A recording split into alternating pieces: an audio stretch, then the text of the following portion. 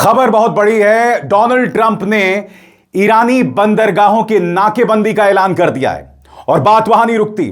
Donald Trump यह भी कह रहे हैं कि अब वो ईरान पर सीमित हमलों की शुरुआत करेंगे, लिमिटेड हमलों की शुरुआत करेंगे। इस वक्त दोस्तों आप जानते हैं युद्ध विराम जो है वो चल रहा है 22 अप्रैल तक और बात वहां तक नहीं रुकी हुई है। आप जानते हैं कि इस वक्त दोनों देशों के बीच में बातचीत हुई थी।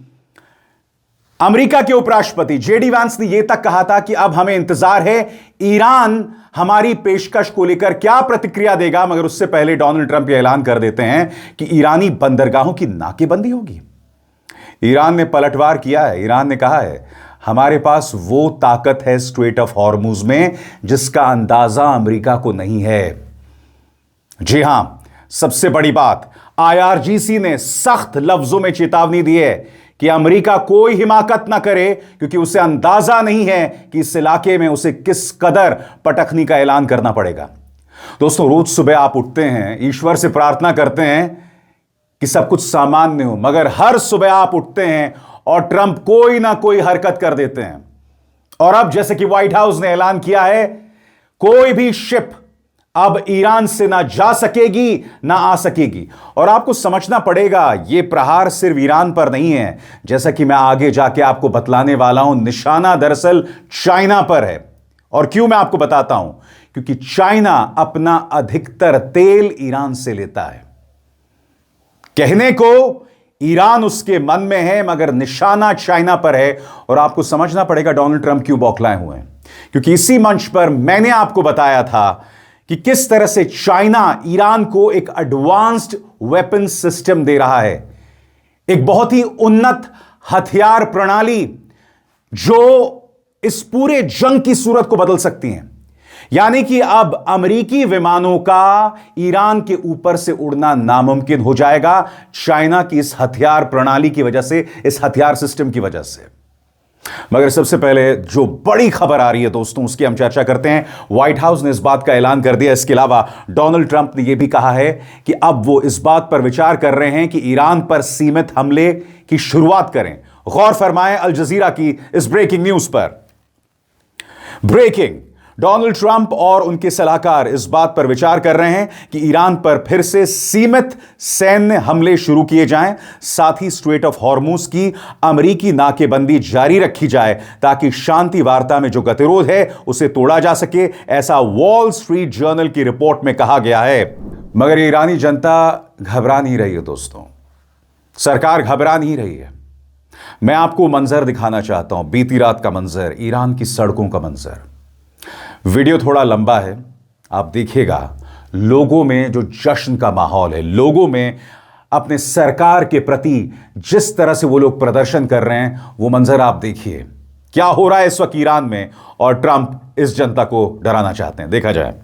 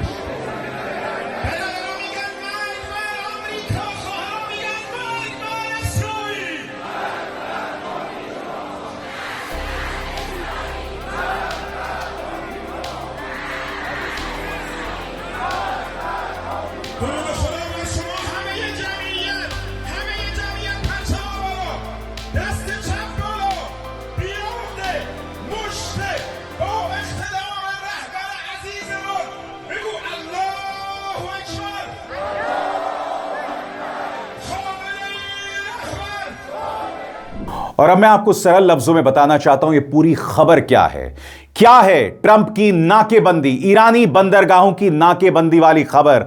गौर फरमाएं। अमेरिकी सेना ने कहा है कि सोमवार से ईरान के सभी बंदरगाहों की नाकेबंदी शुरू करेगी, यानी जो भी जहाज ईरान के बंदरगाहों में आएंगे या वहां से निकलेंगे उन्हें रोका जाएगा। लेकिन स्ट्रेट ऑफ हॉर्मुज से गुजरने वाले जहाज अगर वो ईरान के बंदरगाहों पर नहीं जा रहे हैं उन्हें जाने दिया जाएगा। ईरान ने चेतावनी दी है कि अगर कोई सैन्य जहाज वहां के पास आता है तो उसे सीज फायर तोड़ना माना जाएगा और उसके खिलाफ कार्रवाई की जाएगी। रविवार शाम जारी बयान में अमेरिकी सेंट्रल कमांड ने कहा कि यह नाकेबंदी 13 अप्रैल को सुबह 10 बजे ईस्टर्न टाइम से शुरू होगी। इसका मतलब यह है कि ईरान के बंदरगाहों में आने वाले और वहां से निकलने वाला हर तरह का समुद्री ट्रैफिक इसके दायरे में आएगा। यानी कि दुनिया के किसी भी देश के जहाज अगर ईरान के बंदरगाहों या उसके तटीय इलाकों से आ जा रहे हैं तो वो भी इसमें शामिल होंगे। इसमें खाड़ी और ओमान की खाड़ी वाले इलाके भी आते हैं। ईरान ने जाहिर सी बात है दोस्तों सख्त लफ्जों में इसको लेकर चेतावनी दी है। आईआरजीसी ने कहा है ऐसा करने की सोचना भी मत, क्योंकि यह युद्ध विराम का उल्लंघन होगा और 22 अप्रैल से पहले अमेरिका यह हिमाकत ना करे। आईआरजीसी का बयान आपके स्क्रीन पर। आईआरजीसी की प्रतिक्रिया, ईरान की प्रतिक्रिया। ट्रंप की नाकेबंदी की धमकी पर प्रतिक्रिया देते हुए ईरान के इस्लामिक रेवोल्यूशनरी गार्ड कोर ने कहा अगर कोई सैन्य जहाज पास आता है तो उसे अमेरिका ईरान के सीज फायर का उल्लंघन माना जाएगा जो 22 अप्रैल तक लागू रहने वाला है और उसके साथ सख्ती से निपटा जाएगा। दोस्तों इन दो चेहरों पर गौर कीजिए। ईरानी संसद के स्पीकर मोहम्मद गालिबाफ और ईरान के विदेश मंत्री अब्बास अरागची, ये वो दो चेहरे हैं जो पाकिस्तान गए थे, जिन्होंने सीधे अमेरिकी उपराष्ट्रपति जेडी वैंस से बातचीत की है। गालिबाफ का एक बयान आया, ईरानी संसद के स्पीकर का एक बयान आया और मैं चाहता हूं आप उस पर गौर करें, क्योंकि यह बयान है अमेरिका के नाकाबंदी के ऐलान के बाद, ट्रंप के नाकाबंदी के ऐलान के बाद। क्या कहते हैं गालिबाफ, गौर फरमाएं। ईरान के संसद के स्पीकर मोहम्मद बाखर गालिबाफ ने अमेरिकियों को चेतावनी देते हुए कहा कि आज के पेट्रोल के दामों का मजा ले लो और जोड़ा कि आगे चलकर लोग $4-5 प्रति गैलन वाले दामों को याद करेंगे। गालिबाफ ने कहा है कि जो अमेरिका नाकेबंदी के ऐलान कर रहा है ना, इसके बाद अमेरिका को अंदाजा नहीं है कि दुनिया में किस तरह का आर्थिक तूफान आने वाला है, तेल बाजारों में किस कदर कहर मचने वाला है। और इंतजार कीजिएगा, मैं आपको बताऊंगा ट्रंप के इस ऐलान के बाद तेल बाजार में क्या हाहाकार मचा है, वो भी मैं आपको बताऊंगा। ईरान कह रहा है कि कहीं ना कहीं यह अमेरिका की बौखलाहट है। ईरान कह रहा है कि हम बातचीत के लिए एक मेज पर बैठे, मगर लगातार अमेरिका गोल पोस्ट बदलता रहा, शर्तें बदलता रहा, जबकि सीधी बातचीत होनी थी अहम मुद्दों पर, मगर अमेरिका लगातार शर्तें बदलता रहा। गौर फरमाइए ईरान के विदेश मंत्री अब्बास अरागची का यह ताजा बयान आपकी स्क्रीन पर। पिछले 47 सालों में सबसे ऊंचे स्तर की गहन बातचीत में ईरान ने अमेरिका के साथ ईमानदारी से बातचीत की ताकि युद्ध खत्म हो सके। लेकिन जब हम इस्लामाबाद समझौते से बस थोड़ा ही दूर थे, तब हमें हद से ज्यादा मांगे, बार बार शर्तें बदलना और नाकेबंदी जैसी चीजों का सामना करना पड़ा। कोई सबक नहीं सीखा गया। अच्छाई का जवाब अच्छाई से मिलता है, दुश्मनी का जवाब दुश्मनी से मिलता है। स्वतंत्र और आजाद पत्रकारिता का समर्थन कीजिए, सच में मेरा साथी बनिए। बहुत आसान है दोस्तों, इस ज्वाइन बटन को दबाइए और आपके सामने आएंगे ये 3 विकल्प, इनमें से एक चुनिए और सच के इस सफर में मेरा साथी बनिए। यह सीधा सवाल पूछा जाएगा कि अमेरिका ऐसा कर क्यों रहा है? अगर एक समझौता होने वाला था, अगर ईरान आपकी शर्तों पर राजी था, तो फिर आप ऐसी शर्तें क्यों रख रहे थे जिसे ईरान स्वीकार ना करे? आखिर क्यों नेतन्याहू का इस कदर प्रभाव इस बातचीत पर था? आखिर अमेरिका क्यों कह रहा था कि आप अपना एनरिच्ड यूरेनियम हमें सौंप दें? ऐसा क्यों? और मैं आपको सुनाना चाहता हूं दोस्तों, अभी अभी डोनाल्ड ट्रंप ने पोर्ट एंड्रयूज से बयान जारी किया है। इसमें 2 चीजें वो कह रहे हैं। पहले उन्होंने इस ब्लॉकेड का ऐलान किया, इस नाकेबंदी का ऐलान किया, और फिर वो कहते हैं कि हमारे पास सऊदी अरब और रूस से ज्यादा तेल है। मैं एक बात समझ नहीं पा रहा हूं, यह व्यक्ति कर क्या रहा है। इस व्यक्ति में एक किस्म की स्प्लिट पर्सनालिटी है, दोहरी सोच है। यहां पर यह व्यक्ति तेल का धंधा भी कर रहा है, ताना मार रहा है रशिया और सऊदी अरब पर कि तुमसे ज्यादा तेल मेरे पास है, दुनिया आकर अमेरिका से तेल ले। यानी कि यह व्यक्ति अपना तेल भी बेच रहा है और दूसरी तरफ नाकेबंदी का ऐलान भी कर रहा है। एक ऐसा व्यक्ति जिसकी सोच बहुत सीमित है, एक ऐसा व्यक्ति जिसके अंदर अहंकार खुलकर भरा हुआ है। सुनिए डोनाल्ड ट्रंप ने पत्रकारों से बात करते हुए क्या कहा। I would say it's holding well. Their military is destroyed. Their whole navy is underwater. You know that 158 ships are gone. Their navy's gone. Most of their mine droppers are gone. We have a lot of people, as you know, at 10 o'clock tomorrow, we have a blockade going into effect. That'll be 10 o'clock tomorrow. Other nations are working so that Iran will not be able to sell oil. And that will be very effective. But what we want to do is we want to, and again, we don't need it. What we notice and what we see and what I think is maybe my idea, maybe not, I don't know. But there are many boats heading toward our country to fill up with oil and then go and take it. So they're not going to go through the Hormuz Strait.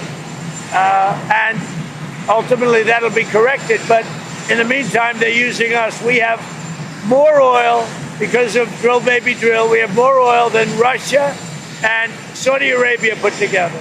So if you look at Russia and Saudi Arabia, two big ones, we have much more oil than they have put together. And what's happening is boats are coming over here, filling up. We don't have to go through the Hormuz. Can you give us an update, Mr. President, on the two? आपको समझना पड़ेगा दोस्तों, Donald Trump क्यों बौखलाए हुए हैं। क्योंकि इस वक्त स्ट्रेट ऑफ हॉर्मूज पर ईरान का पूरा कंट्रोल है। और ऐसा नहीं कि ईरान ये कंट्रोल चाहता था, नहीं। 28 फरवरी को जब अमेरिका और इस्राइल ने सुप्रीम लीडर खामेनी को मारा और ईरान पर युद्ध की शुरुआत की, उससे पहले स्ट्रेट ऑफ हॉर्मूज खुला हुआ था। मगर 28 फरवरी के बाद, इस हमले के बाद हालात बदल जाते हैं। गौर फरमाएं, ईरान ने 28 फरवरी को जब से अमेरिका और इस्राइल ने उस पर युद्ध शुरू किया है, तब से स्ट्रेट ऑफ हॉर्मूज पर लगभग कंट्रोल बना लिया है। यह दुनिया के ऊर्जा बाजार के लिए बहुत अहम रास्ता है।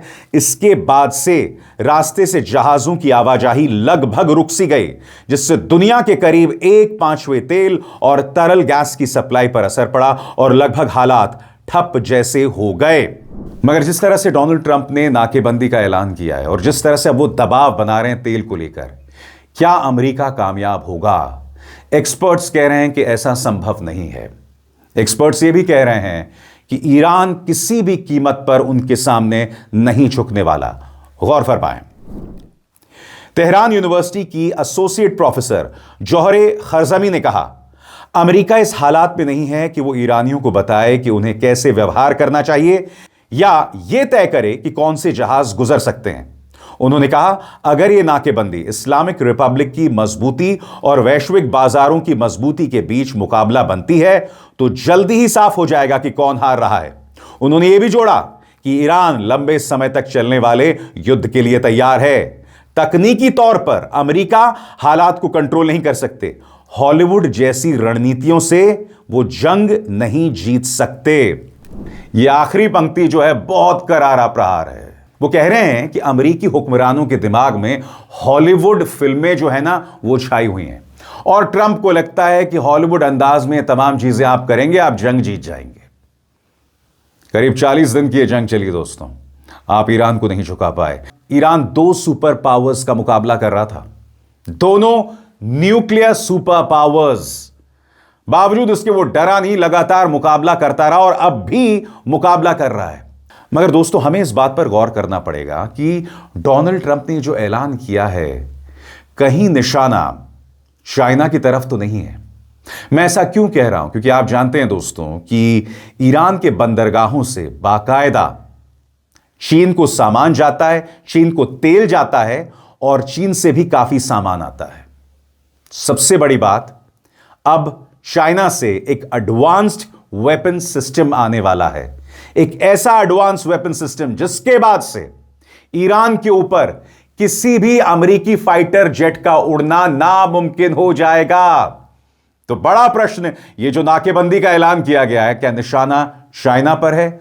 आइए अब हम इसकी पड़ताल करते हैं। चीन ईरान का सबसे बड़ा बिजनेस पार्टनर है और इसके बहुत सारे तेल के जहाज ईरान के बंदरगाहों पर जाते हैं। इसलिए अगर यह नाकेबंदी सख्ती से लागू हुई तो चीन के तेल और व्यापार पर काफी बड़ा असर पड़ेगा। लेकिन बयान में कहीं पर भी चीन का नाम लेकर उसे टारगेट नहीं किया गया है। यह असर साइड इफेक्ट जैसा है, सीधा निशानी नहीं। इनफैक्ट मैं आपको याद दिलाना चाहूंगा, कल की ही बात है जब डोनाल्ड ट्रंप से सीधा सवाल पूछा गया था कि चाइना ईरान को एक एडवांस वेपन सिस्टम दे रहा है, तब डोनाल्ड ट्रंप ने क्या कहा था? डोनाल्ड ट्रंप ने कहा था कि चीन को इसकी कीमत चुकानी पड़ेगी। और देखिए, उसके ठीक बाद डोनाल्ड ट्रंप ईरान के बंदरगाहों का ऐलान कर देते हैं। अगर आप भूल गए हो उन्होंने चाइना को किस कदर धमकी दी थी, आइए फिर से सुनते हैं। और यह महज इत्तेफाक नहीं है कि इस धमकी के बाद डोनाल्ड ट्रंप ने नाकेबंदी का ऐलान कर दिया। सुनिए उन्होंने किस तरह से चाइना को धमकी दी थी कि एडवांस वेपन सिस्टम मत देना। सुना जाए। China is preparing to ship weapons to Iran. Well, if China does that, China's going to have big problems, okay? Mr. President, यह महज इत्तेफाक नहीं है दोस्तों। और सबसे बड़ी बात, यह इत्तेफाक जो मैंने आपके सामने पेश किया है पूरे फैक्ट्स के आधार पर, यह आपके सामने कोई अन्य पत्रकार जो है पेश नहीं कर रहा है। क्यों? क्योंकि आपके लिए मैं पुरजोर कोशिश करता हूं, मेहनत करता हूं, रिसर्च करता हूं और उसी रिसर्च के आधार पर, फैक्ट्स के आधार पर मैं आपके सामने तमाम जानकारियां लाता हूं। यह मेरा वादा है। अब इज़हार शर्मा को दीजिए इजाजत। नमस्कार।